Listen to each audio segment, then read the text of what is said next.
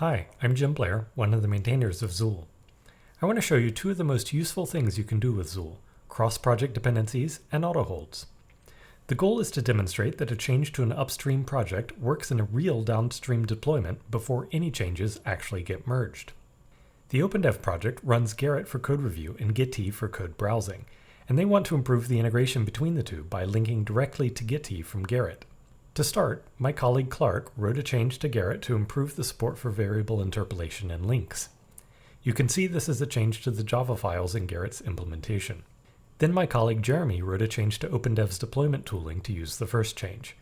It updates OpenDev's Gerrit configuration files to use the new syntax, and in the commit message footer, he added a depends on header which tells Zuul whenever it tests this change, it should include the Gerrit change as well. This cross-repo dependency establishes a relationship between changes in two different code review systems. In this change, it's two different Gerrits, but it could just as easily be a GitHub, GitLab, or Pagure. Zuul doesn't care. Its purpose is to facilitate interaction between projects, no matter where they're hosted. The next thing Jeremy did was to create a change on top of this one, which intentionally fails the OpenDev deployment tests. Normally, Zuul runs tests on ephemeral cloud nodes, which are deleted at the end of the test. But by setting an autohold, Jeremy told Zuul to keep the resources used for any failing tests for further inspection. If we follow the link to the Zuul build result, we can look up the IP of the test Gerrit server and visit it in a browser.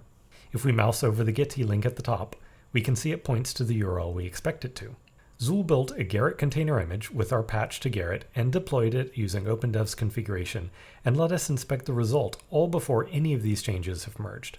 Both the Gerrit and OpenDev maintainers can look at this result and know that the changes work as expected. I hope you've enjoyed this and you now have a small idea of the amazing things you can do with Zuul.